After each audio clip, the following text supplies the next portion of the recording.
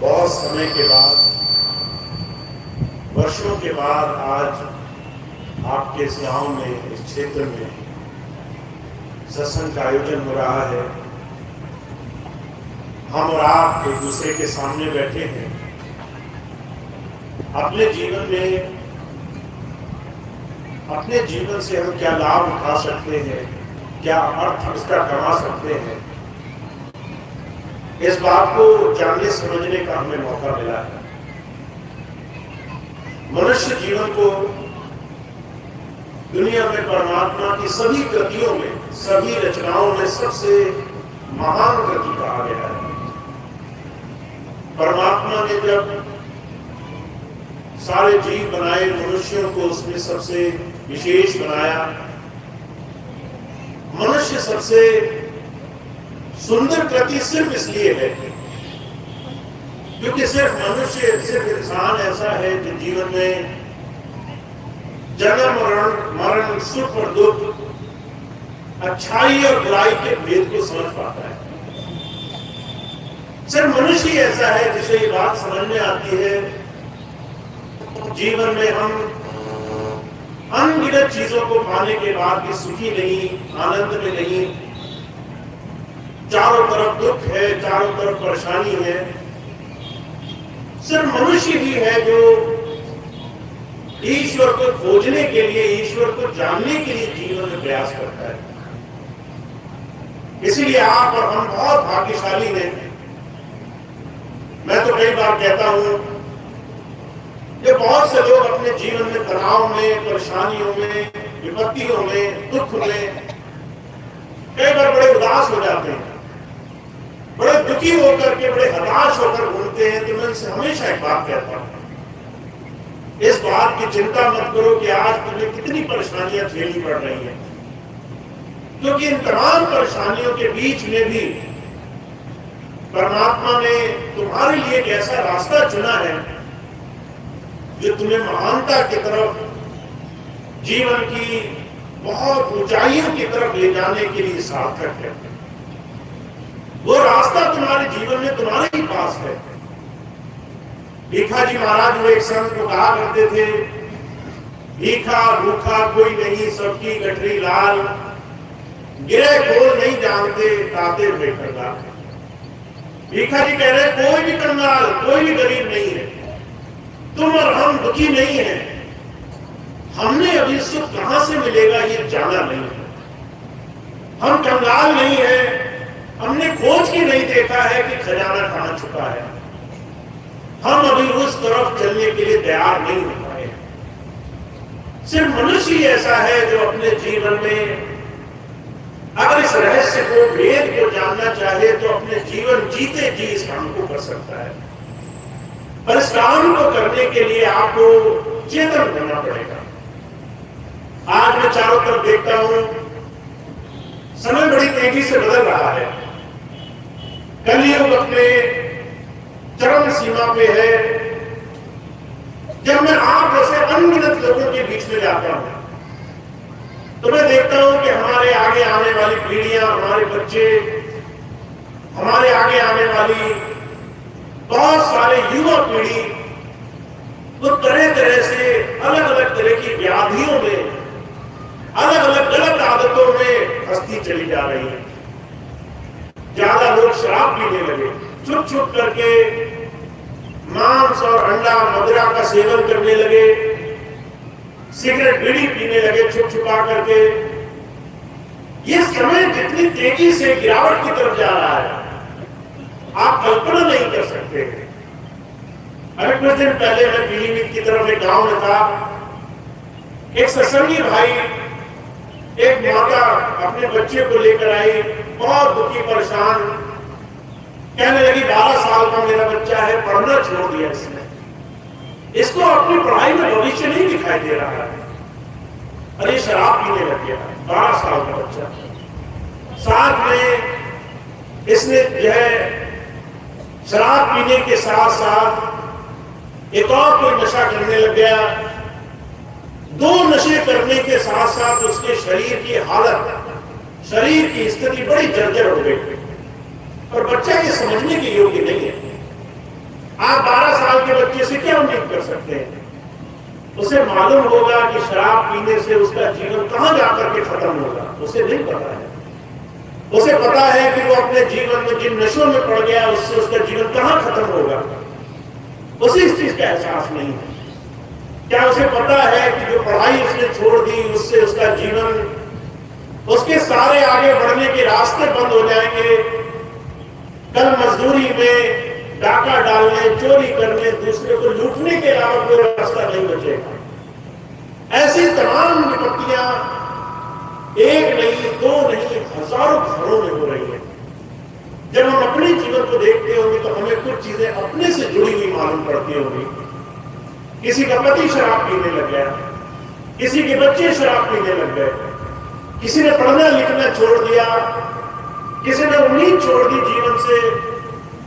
तरह तरह से संसार में हम झूठे नशे की तरफ भागने लग गए। ये पहली बार नहीं हुआ है।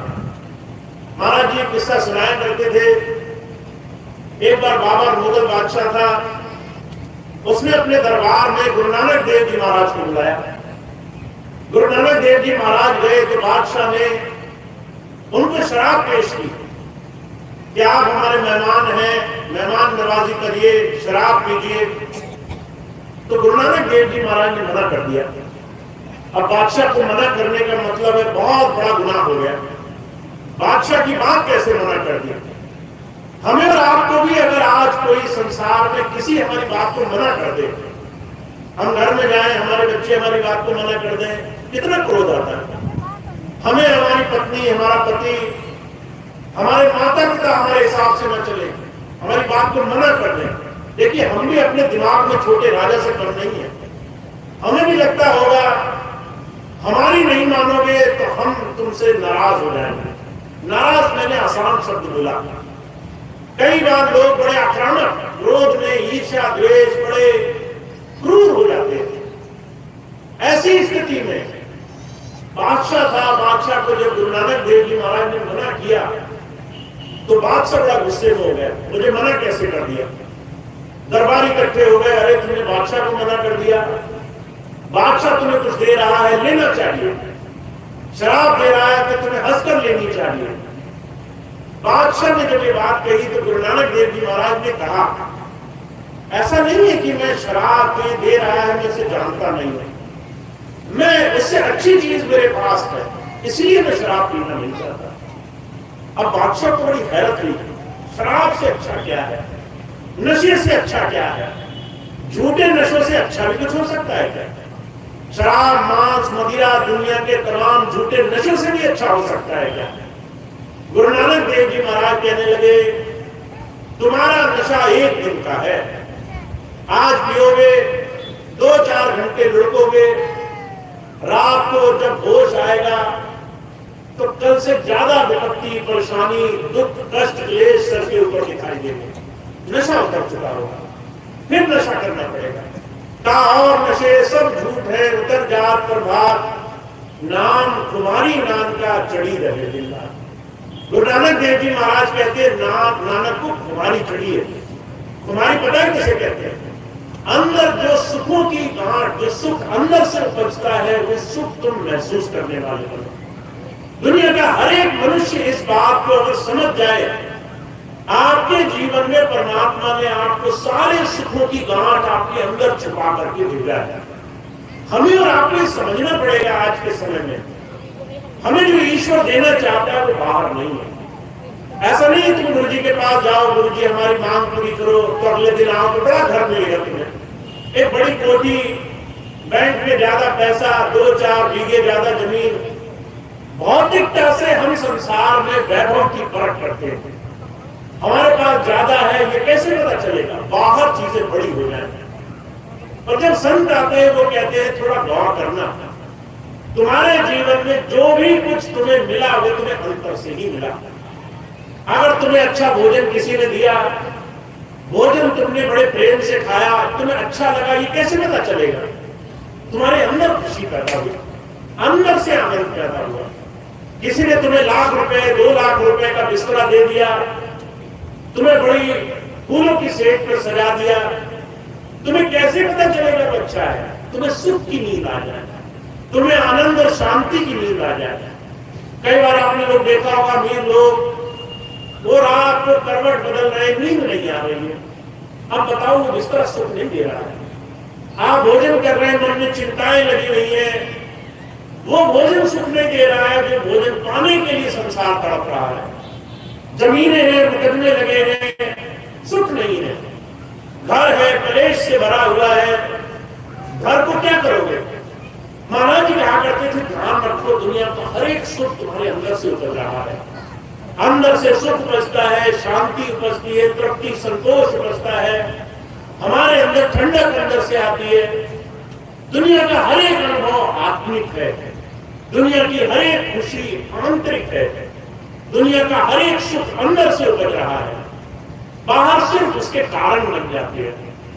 जब साधु आए, संत आए, तो उन्होंने कहा हमें दुनिया की चीजें नहीं चाहिए अपने अंदर के सुख को महसूस करने के लिए। सहजो भाई ने कहा, ना सुख विद्या के बड़े, ना सुख वाद विवाद, न पढ़ने लिखने में सुख पाया, न तर्क वितर्क करने में सुख पाया, न राजनीति करने में सुख पाया। कैसे मिला सुख? कहा जो हमारे अंदर जो अंतर शून्य की स्थिति है, कहा ना सुख विद्या के बड़े, ना सुख वाद विवाद, साध सुखी सहजो कहे लागी सुन सुना। सहजो भाई कह रही है, जिसने साधुता अपनाई है, आप अपने जीवन में हो, आपको लगेगा सब कुछ आपके करने से होगा। संत कहते हैं तुम्हें यह अपनाना पड़ेगा कि सारी सृष्टि ईश्वर के चलाए चल रही है, बस इतना सा फर्क है। तुम खुद संसार का बोझ उठाने में लगे हो, संत उस प्रभु की मर्जी, उसकी मौज में रहने वाले बनते हैं, उसके भाड़े में रहने वाले बनते हैं। अगर हमारे जीवन में सुख आया तो वो भी मानते हैं, अगर हमारे जीवन में दुख आया उसे भी सहज भाव से स्वीकार करते हैं। आप कहोगे इसमें क्या भला हुआ? फिर आपको भी सारी चीजें स्वीकार ही करनी पड़ती है। आप अगर यहां से शहर तक जाओ, चलते चलते ठोकर लग जाए, तो क्या तुम्हें दर्द स्वीकार नहीं करना पड़ेगा? अगर घर में तुम्हारे संकट आ जाए, अचानक चोरी पड़ जाए, क्या वो दुख स्वीकार नहीं करना पड़ेगा? स्वेच्छा से नहीं करोगे, और करना तो पड़ेगा। अगर घर में कोई बीमार हो जाए, पेट में दर्द हो जाए, अगर नौकरी से निकाल दिया जाए, क्या ये सारे दुख स्वीकार नहीं करने पड़ते? महाराज जी कहा करते थे, दुनिया का हर एक इंसान उस प्रभु की मौज के आगे अधीन है, झुका हुआ है, बस हम स्वीकार नहीं करते। साधुता हमारे जीवन में नहीं आती। इसलिए संत महापुरुष एक बात कहते हैं, तुम्हें अगर ये समझ में आ जाए कि ये मनुष्य जीवन है, ये तुम्हारी अपनी मर्जी से नहीं चलेगा, इसको तुम स्वीकार कर सकते हो।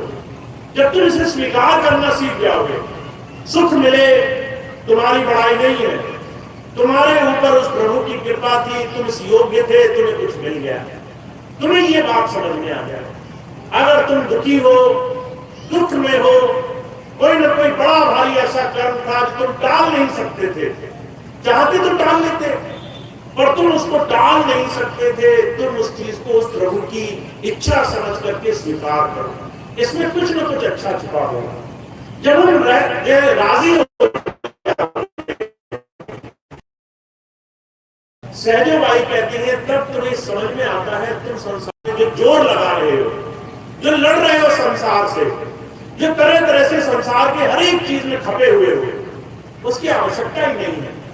सहज हो जाओ, साधुता अपनाओ, जीवन में उस प्रभु की रजा मानने वाले बनो। फिर देखो कैसे तुम्हारी चिंताएं तुम्हारे चिंतन में बदल जाती हैं। फिर देखो कैसे तुम्हारी परेशानियां सुख में बदल जाती हैं। फिर देखो कैसे तुम्हारी तमाम घबराहट तुम्हें उस प्रभु के विश्वास में बदल देगी। तो महाराज कहते हैं, हमें और आपको अपने जीवन में कुछ सीखना है। हम और आप भक्ति सिर्फ परमात्मा के आगे हाथ जोड़कर नहीं सीख सकते, शरणागत होकर के सीख सकते हैं। हमारा ये जो जीवन हमें मिला है, जिस जीवन को हम जी रहे हैं, चाहे वो गृहस्थ में हो, चाहे वो 1000 लोगों के साथ लेन देन में हो, तुम नौकरी करते हो, कारोबार में हो, तुम घर में हो, रिश्तेदारों में हो, 10 लोगों के साथ लेना देना हो, तुम वहां कैसे बन पाए? तुम उस जीवन में कैसे चीजों को लेने लगे? अगर तुम अलग अलग तरह की परेशानियों में अलग अलग तरह की भावनाओं में जीवन को कैसे स्वीकार करना है, ये पाना सीख गए तो जीवन में चमत्कार होगा। महात्मा बुद्ध के जीवन की घटना आती है। बुद्ध एक राजा के पुत्र थे, सिद्धार्थ नाम था उनका। जब वो राजा के पुत्र थे तो दुनिया के सारे ऐशो आराम, विलासिता, ताकत, जो भी आप चाहो वो होगा, ऐसी बड़ी भारी समर्था उनके पास थी। लोगों को जरा सी देर में दंड दे दिया करते थे। अहंकार की कोई सीमा नहीं थी। एक दिन उन्हें एहसास हुआ दुनिया की सारी चीजें मेरा कुछ भला नहीं कर रही। मैं जहां था वहीं हूं, मैं कहीं जा नहीं रहा, मुझे सच्चा जीवन का अर्थ नहीं समझ में आया। कुछ ऐसी घटनाएं हुई उनके जीवन में कि उन्होंने घर बार त्याग दिया, राजपाट छोड़ दिया, और मन में एक चीज समझ में आई उन्हें, अगर मुझे प्रभु की इच्छा समझनी है तो ये जो मेरा अहंकार है, मैं कुछ हूं, ये मुझे छोड़ना पड़ेगा। तो भिक्षुक बन गए, भिखारी। भिक्षुक में और भिखारी में थोड़ा अंतर होता है। भिखारी में आत्मसम्मान नहीं होता, वो किसी से भी जाके मांग लेता है। आजकल भिखारियों की शक्ल अलग हो गई है। लोग सूट बूट बन करके, बड़े अच्छे कपड़े पहन करके भिखारी बन जाते हैं। आप देखिए, किसी से भी मांगने के लिए कोई भी आदमी तैयार है। जब आप अपना ही पैसा मांगने जाओ तो लोग आंखें दिखाते हैं, कहते भाई तुम्हारा क्या इस पे हक है। तरह तरह से आपको बार बार दौड़ाएंगे। और चाहे बुद्ध भिखारी नहीं बने, भिक्षुक बने। भिक्षुक क्या था? उस प्रभु की रजा में रहना।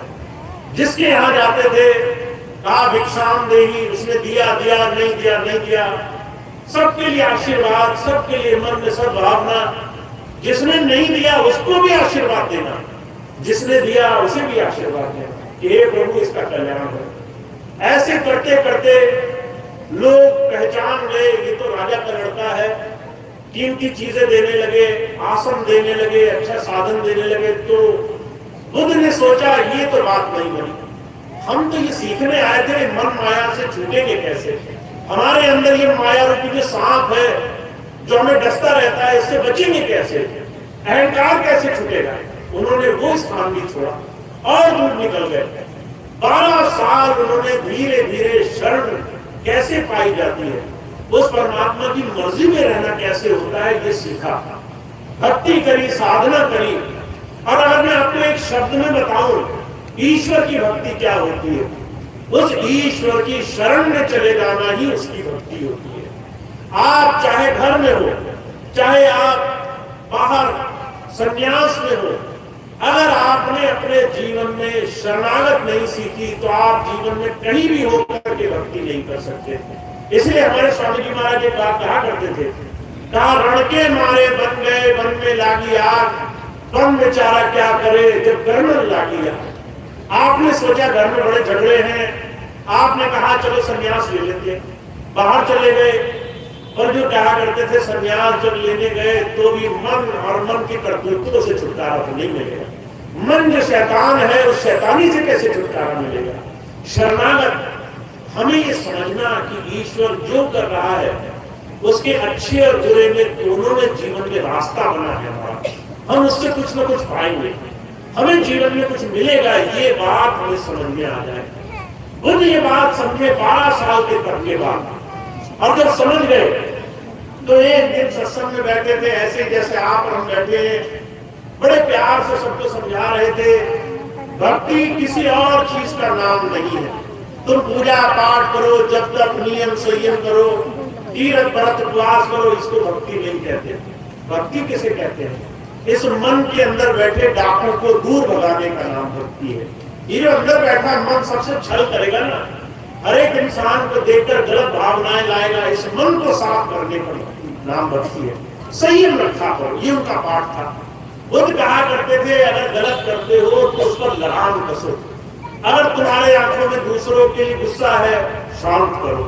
अगर दूसरों के लिए गाली है, मन रोको। अगर दूसरे को देखकर ईर्ष्या होती है तो मन को शांत करो। अब ये जो संयम वाली बातें आसान नहीं होती। अगर मैं आपसे कहूं कि आपको कोई मारने आए और आपको जबरदस्ती लड़ना नहीं है, उससे लड़ करके अपना जीवन खराब नहीं करना है, बार बार लड़ना नहीं है, तो आपको संयम रखना मुश्किल हो जाएगा। आपको कोई घूरेगा, आप पहले जवाब देने निकल जाओगे। आप कहोगे पहले ईंट का जवाब पत्थर से दे लेंगे, फिर देखेंगे। महाराज जी कहा करते थे, ये बुद्ध यही समझाना चाहते थे, पहले देखो तुम्हारे करने से तुम्हारे जीवन में कुछ अच्छा होगा या बुरा होगा। अगर तुम्हारा काम न बनता हो, दूसरे के बहकावे में आकर के लड़ाई लड़ना व्यर्थ है। अब जब ये बात कही, संयम पर बहुत बोला करते थे, तो एक सेठ जी आए, आकर के बड़े गुस्से में आंख बबूला, बुद्ध को बड़ी गालियां निकाली। जब बुद्ध को बहुत गालियां निकाली तो बुद्ध मुस्कुराते रहे, पूरा समय अपशब्द सुने और मुस्कुराते रहे। ये आसान बात नहीं होती। आप चाहे अपने घर में इस चीज का परीक्षण करके देखना, जब कोई आपको बुरा बोल रहा हो तब आप मुस्कुरा सको, देखना कितना बड़ा काम है ये।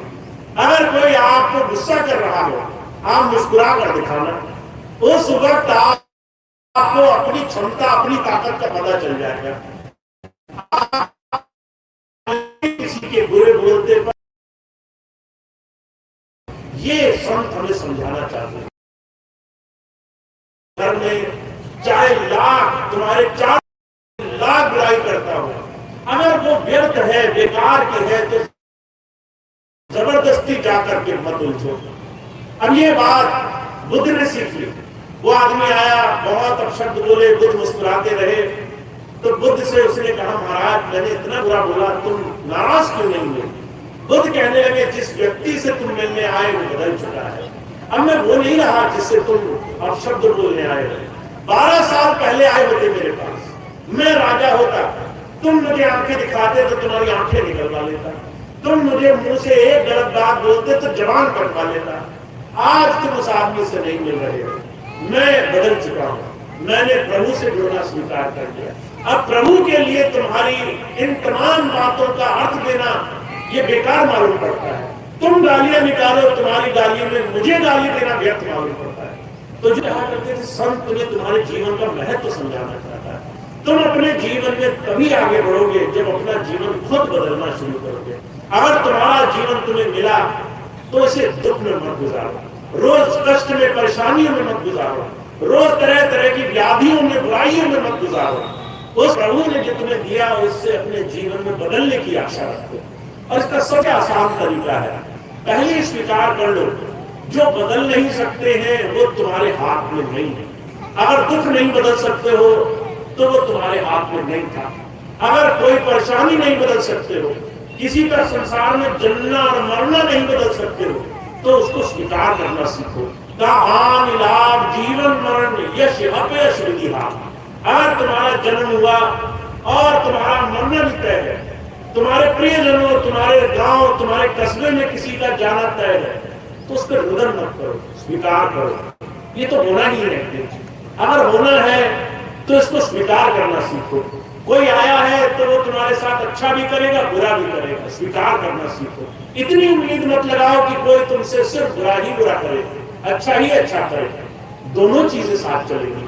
तो महाराज जी कहा करते थे, जिस दिन हम स्वीकार करना शुरू कर देते उस दिन हम गुरु के साथ जुड़ना शुरू कर देते। तो आप बहुत भाग्यशाली हैं।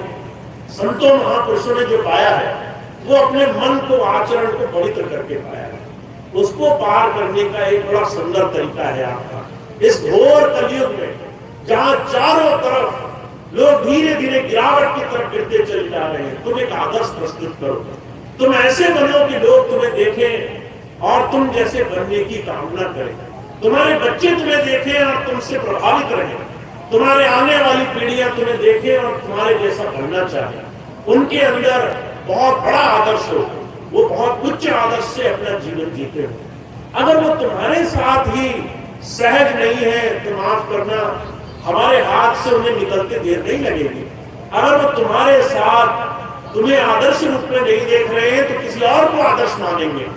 अगर वो तुम्हें अपने जीवन में बड़ा नहीं मान रहे तो किसी और को बड़ा मानेंगे, किसी और के आगे जाकर जुड़ जाएंगे। तो जो कहा करते थे, दायित्व निभाना पड़ेगा। हमें अपने जीवन में ये दायित्व निभाना पड़ेगा कि हम पहले खुद अपने जीवन में आनंदित हो, अपने जीवन में सुख को मानने वाले बने, दुखी ना हो, परेशान ना हो। कई बार तो मैं बहुत से माताओं बहनों को कहता हूँ, मैं कहता हूँ आप घर में है, कभी छोटी मोटी बात पर गुस्सा आ जाए, पहले चारों तरफ नजर मार कर देख लेना, कोई और देख तो नहीं रहा तुम्हें। तुम गुस्सा करोगे किसी एक पर और नुकसान 1000 को हो जाएगा। ऐसे 1000 बच्चे तुम्हें देख रहे होंगे जो मन ही मन कल्पना करेंगे कि ये वो आदर्श नहीं है जो हमें चाहिए। तो महाराज जी कहा करते थे, पहले खुद अपना जीवन विशाल बनाना है, महान बनाना है।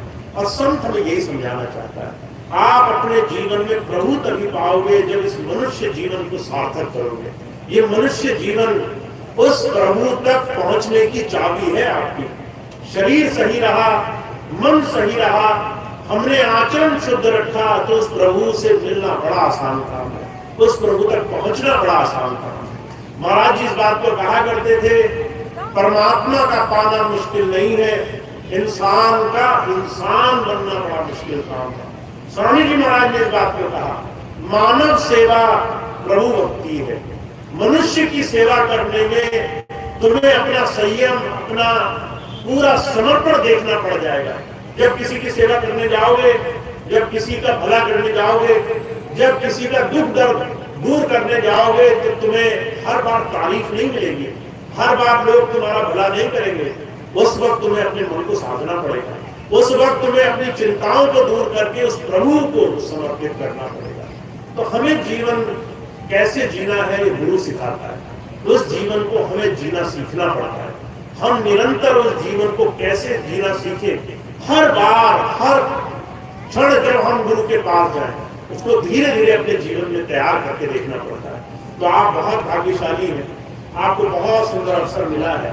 जितनी बार गुरु जी से मिलो, एक ऐसी बात ले जाओ जो आपको जीवन में उतारनी ही उतारनी है। हर बार एक बात ले जाओ, जब भी मिलो एक बात गांठ बांधो और नियम बना लो, आज से मैं इस नियम पर चलकर देखूंगा। सारी बातों में से एक बात अच्छी लगे, बस वो एक बात मानना शुरू कर दो, और आप देखेंगे आपके जीवन में एक एक इस छोटे से छोटे प्रभाव से जीवन में चमत्कार होने लग जाएंगे। तो अपना एक ही प्रयास रखना चाहिए। आज आप सत्संग में आए, कोशिश करना यहां से जब जाना तो 5 चीजें ऐसी जरूर लिख लेना जो तुमने आज सुनी और तुम्हें अच्छी लगी, और एक चीज ऐसी करना जो तुम अपने जीवन में पालन करने की कोशिश करोगे। अगर आपने ये किया तो सत्संग में आना सार्थक हुआ। और अगर आप यहाँ से उठे और बाहर गए और किसी ने पूछा कि आज सत्संग में क्या बोला गया, और तुम अपना सर खुजाने लग जाओ, तुम कहो न जाने क्या कहा था, पूरी बात सर के ऊपर से चली गई, आप वहां किसी को एक बात ना बता सको, तो सत्संग में आए और गए एक समान हो गया, उसका कोई लाभ नहीं मिला। तो मैं हमेशा एक बात कहता हूँ, कम से कम 5 चीजें लिख लेना जो तुम्हें समझ में आई, और एक ऐसी चीज उन 5 में से जो तुम्हें सबसे अच्छी लगी उसका पालन करने की कोशिश करना कि आज से मैं इस एक चीज का पालन करूंगा। अगर गुरु जी ने कहा सेवा करना, कैसे सेवा कर सकता हूँ? अगर गुरु जी ने कहा अपना गुस्सा काबू रखना, कैसे काबू कर सकता हूँ? अगर गुरु जी ने कहा थोड़ा सा क्षमादान करना, थोड़ा सा अपने जीवन में संयम रखना, थोड़ा शरणागत होना, कौन सी चीज तुम्हें अच्छी लगी?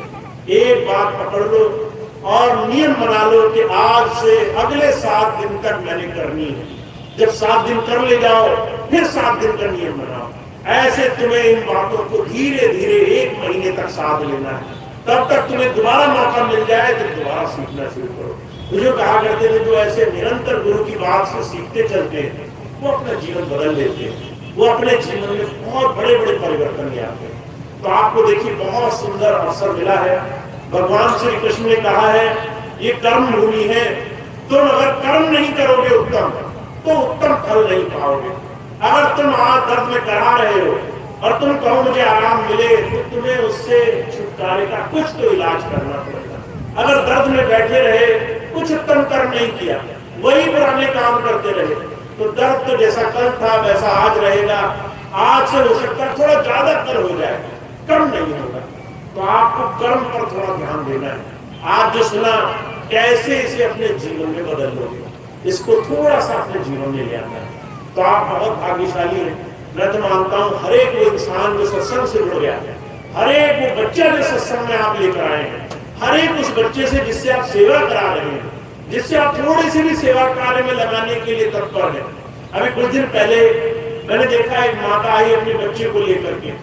जब वो आई सत्संग में तो हालांकि हम सबको मना करते पैर नहीं छूने चाहिए, तो वो आई दूर से, उसने दूर से ही झुक करके प्रणाम किया। छोटा सा बच्चा रहा होगा 2-3 साल का, उसने देखा माता ने तो प्रणाम किया, तो वो जब माता पलट गई तो वो बच्चा धीरे से आया और बिल्कुल वैसी ही नकल उतारने की कोशिश की उसने। मैंने गौर से देखा उसे, मैंने कहा इससे ज्यादा कोई माँ बाप क्या दे सकता है अपने बच्चे को। अपने आचरण से आपने बच्चे को सिखाया वो क्या करना चाहिए, कैसा जीवन उसका होना चाहिए। अब आप उसको लाख समझाते, हाथ जोड़ो, या अपने पैर पे पड़ो, ये करो वो करो, आप उसको 1000 ग्रंथ पढ़ा देते, वो नहीं समझता। पर एक बार आपने कुछ किया, उसने देखा, उसने पालन किया और वो जल्दी से समझ गया। तो जब आप अपने जीवन में खुद के लिए जियोगे, अपने आने वाले तमाम प्रेमियों के लिए, पीढ़ियों के लिए, बच्चों के लिए कुछ आदर्श प्रस्तुत करोगे, तब आपके जीवन में चमत्कार देखोगे। तो आप बहुत विशेष हैं, आपको हर बार गुरु जी का सानिध्य मिला है, जहां चारों तरफ कोई भी आपका भला नहीं सोच रहा है। आपको विश्वास नहीं होगा, आप बाहर जाओगे, किसी से पूछोगे कि भाई इधर से लखनऊ जाने का रास्ता क्या है, किसी को नहीं भी पता होगा तो भी गलत बता देगा आपको। वो कहेगा कम से कम ये मेरे पास से तो आगे निकल जाए। वो ये नहीं सोचेगा कितना लंबा चक्कर लगेगा तुम्हें, कितना भटक कर आओगे वापस, चाहे झूठ ही बोलना पड़ जाए। महाराज जी कहा करते थे, बाहर समाज में आसानी से अपना हितर सोचने वाला मिलेगा नहीं आपको। ऐसे में संत ने बार बार जीवन का बोल समझाता, कह रहा थोड़ा सा जीवन है, ऐसा ना हो कि जब तुम जाने लगो संसार से तो तुम्हारे आंखों में आंसू हो कि मेरा जीवन व्यर्थ चला गया, मैं चेत नहीं पाया, जाग नहीं पाया, मैं जीवन में वो नहीं कर पाया जिसके लिए मेरे को भेजा गया था। गुरु जी बार बार इसी एक बात को कहने के लिए आते हैं, सब काम करो, सारे कर्तव्य पूरे करो, माता पिता भाई बंधु नौकरी पैसा कमाना है सब करो अच्छे से अच्छा, और मनुष्यता मत भूलो, मानवता मत भूलो, इंसानियत मत भूलो। उस प्रभु से जुड़ने का एकमात्र तरीका है कि तुम इस शरीर की, इस अपने जीवन का पूरा सम्मान करो। पहले अच्छे बनकर दिखाओ, पहले अच्छा जीवन जियो, पहले व्याधियों और बुराइयों से बचने का संकल्प ले लो। अगर तुमने कह लिया कि मैं छुपकर शराब नहीं पीऊंगा, तो मुझे पूरा यकीन है तुम्हारे बच्चे भी तुम्हारी तरह बनेंगे, वो भी कहेंगे मैं भी शराब को हाथ नहीं लगाऊंगा। तुम छुप छुप कर पियोगे तो अपने बच्चों को कैसे रोकोगे? तुम छुप कर खुद नशा करोगे तो अपने बच्चों को कैसे रोकोगे? हमारे लिए हमारा जीवन ही सबसे बड़ा आदर्श है। तो आप हम बहुत भाग्यशाली हैं, बहुत महानता की तरफ बढ़ने का ये जीवन मिला है, गुरु की कृपा है। हमें इसे हर रोज साध लेना है, हर रोज अपने जीवन को बनाना है। तो इतनी बात स्वामी जी की है जो मैंने आज आपकी सेवा में रखी। आप सबका बहुत धन्यवाद। आज के इस कार्यक्रम में इतना सुंदर सहयोग योगदान देने। अब आज का कार्यक्रम समाप्त होगा एक प्रार्थना के साथ, सभी भाई बहन बैठकर प्रार्थना करेंगे। आज का कार्यक्रम समाप्त होगा। मैं एक छोटी सी सूचना आपको बता, जितने भी भाई बहन आज इस क्षेत्र में इस सत्संग से जुड़े, बहुत अच्छी बात है आप आए, पर कई बार हम ऐसी परेशानियों में पड़ जाते हैं कि हर एक दिन के सत्संग में जाना संभव नहीं होता। सत्संग आज आपके क्षेत्र में है, आना आसान है, पर मान लीजिए सत्संग कहीं और जगह है, किसी और गांव में, कस्बे में, किसी और जिले में, किसी और प्रांत में लगा है, तो उसके लिए एक सुविधा है कि आप अपने घर में अपने मोबाइल के माध्यम से ही अपने घर बैठे सत्संग से जुड़ सकते हैं। सत्संग से आप क्या सीखेंगे ये तो आप जान गए, पर वो सत्संग आपके जीवन का हर रोज का हिस्सा होना चाहिए, ये आपको अपने जीवन में बनाना